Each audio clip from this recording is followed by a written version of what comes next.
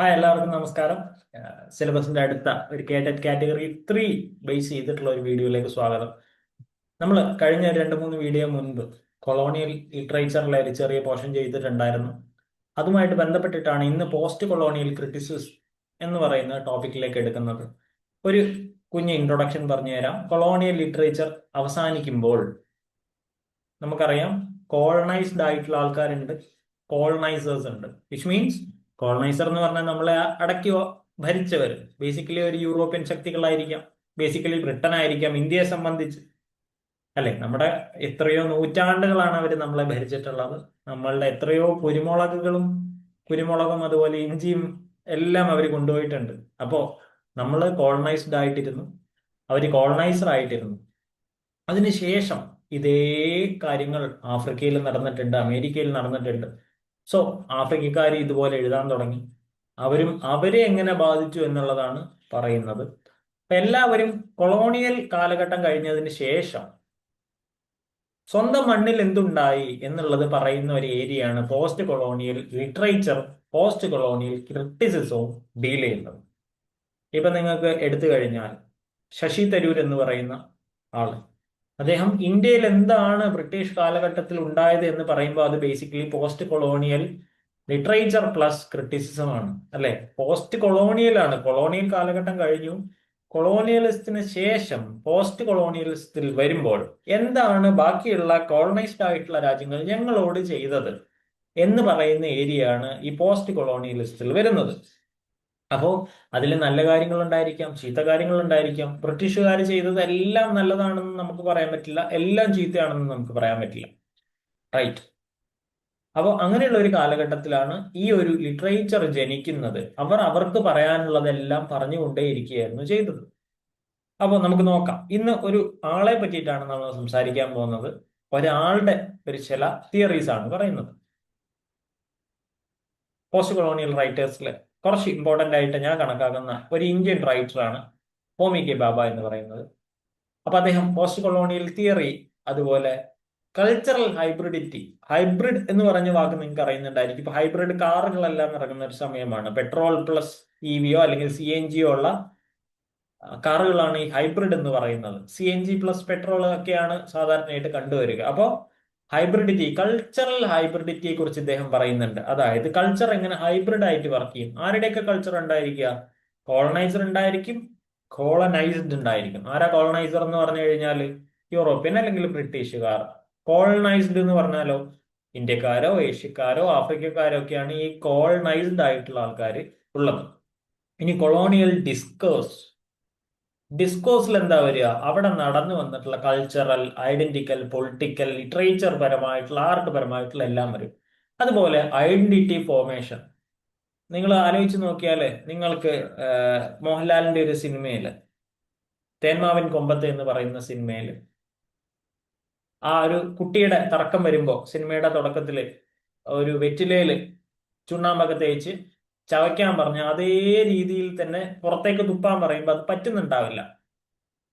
കാരണം അതൊന്നായി കഴിഞ്ഞു. വെറ്റിലയും ചുണ്ണാമ്പും അടക്കി എല്ലാം കൂടെ ചേർന്ന് അതൊരു മിക്സ്ഡ് ആയിട്ടുള്ള ഒരു രൂപത്തിലെത്തി കഴിഞ്ഞു.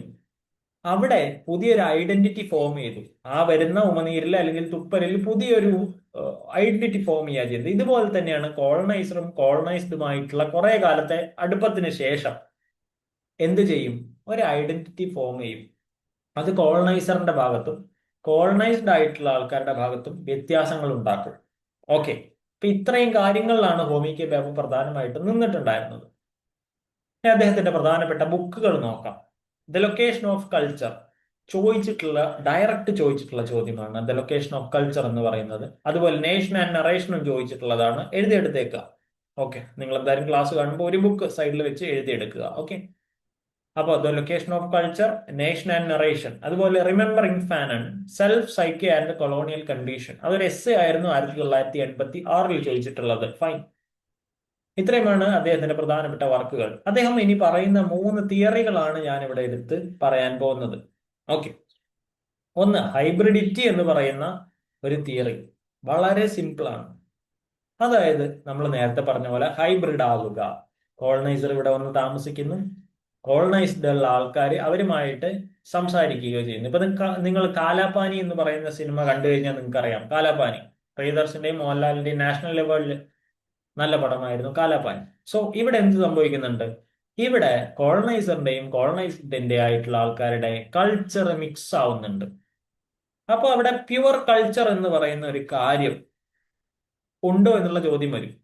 കാരണം കൊളോണിയൽ റൂൾ എന്ന് പറയുന്ന കോളനൈസ്ഡ് ആയിട്ടുള്ള ആൾക്കാരെ കൊണ്ടുവരുന്ന ഒരു പ്യുവർ കൾച്ചർ അതില്ലാതാവും. കാരണം അവര് ബേസിക്കലി ഒരു കല്യാണം കഴിക്കുകയോ അല്ലെങ്കിൽ ഇവിടെ മക്കൾ ഉണ്ടാകുകയോ ചെയ്യുമ്പോൾ അവരുടെ കൾച്ചർ എന്ത് ചെയ്യുന്നു? ട്രാപ്പ് ചെയ്ത് ഇവിടുത്തെ ആൾക്കാരിലേക്ക് പകർന്നു പോകുന്നുണ്ട്.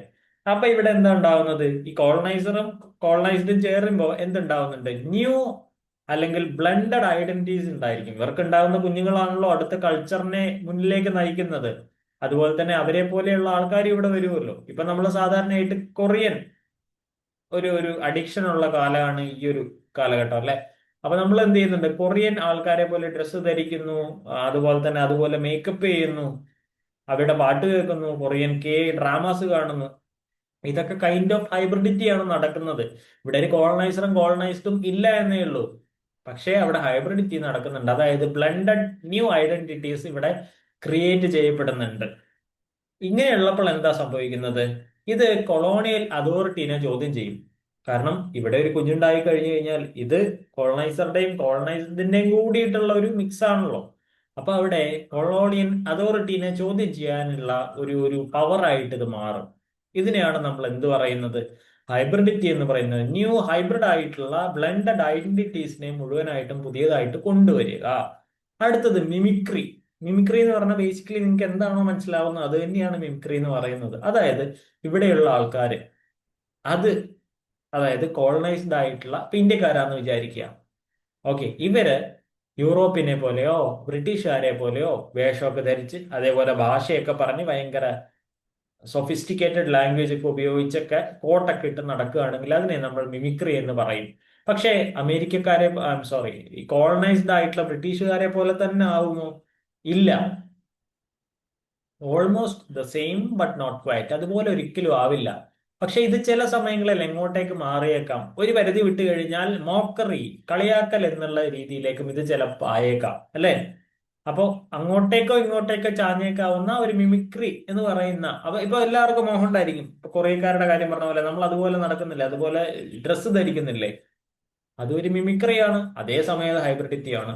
ഇത് രണ്ടും കൂടെ കഴിഞ്ഞാലാണ് അടുത്തൊരു കാലഘട്ടം അല്ലെങ്കിൽ അടുത്തൊരു ഏരിയ വരുന്നത്, ദ തേർഡ് സ്പേസ് എന്ന് പറയുന്നത്. A space of cultural negotiation where new identities and meanings are formed. അപ്പൊ നമ്മൾ പറയുന്ന ഹൈബ്രിഡിറ്റി എന്ന് പറയുന്ന ഒരു സംഗതി വന്നാൽ ഇത് പുതിയൊരു സ്പേസിലേക്ക് പോകും, അല്ലെ? പുതിയ ആൾക്കാര്, പുതിയ കൾച്ചറ്, പുതിയ രീതികൾ, പുതിയ ബിലീഫ്സ് ഒക്കെ വരുന്ന ഒരു സ്പേസ് ഉണ്ട്, ഒരു ഒരു ഒരു കൾച്ചർ ഉണ്ട്. ഇതിനെയാണ് നമ്മൾ തേർഡ് സ്പേസ് എന്ന് വിളിക്കുന്നത്. അതായത് പുതിയതുമല്ല പഴയതുമല്ല, അതിൽ നിന്ന് ഉപരിയായിട്ട് വേറെ ഒരു തരത്തിലുള്ള പുതിയ ഒരു റിയാലിറ്റി, ഒരു പുതിയ ഒരു ഒരു മീനിങ്, ഒരു പുതിയ കൾച്ചറൽ നെഗോസിയേഷൻ അവിടെ വരും. അപ്പോ അത് കോളനൈസറിന്റെ ആയിരിക്കില്ല, കോളനൈസ്ഡിന്റെ ആയിരിക്കില്ല, ഇൻ ബിറ്റ്വീനുള്ള ഒരു ഏരിയ ആയിട്ടാണ് ഇവിടെ നമുക്ക് കാണാൻ പറ്റുക. ഇത് ബേസിക്കലി പറഞ്ഞു കഴിഞ്ഞാൽ ഹൈബ്രിഡ് ഐഡന്റിറ്റീസിനെ തന്നെയാണ് ഇവിടെ കാണിക്കുന്നത്. നമ്മൾ നേരത്തെ പറഞ്ഞ പോലെ എല്ലാവരും കൂടി ചേർന്നിട്ടുള്ള ഒരു കാലഘട്ടത്തിനെ തന്നെയാണ് എന്ത് ചെയ്യുന്നത്? ഇവിടെ നമുക്ക് ദ തേർഡ് സ്പേസ് എന്ന് പറഞ്ഞിട്ടുള്ള കാലഘട്ടത്തിൽ കാണാൻ പറ്റുക. റൈറ്റ്? അപ്പോ ഹോമിക്കെ വ്യാപയെ പറ്റിയിട്ട് മനസ്സിലായെന്ന് വിചാരിക്കുന്നു. നമുക്ക് അടുത്തൊരു വീഡിയോയിൽ കാണാം, അടുത്തൊരു പോർഷനുമായിട്ട് കാണാം, അടുത്തൊരാളുമായിട്ട് കാണാം. അതുവരെ bye bye and see U.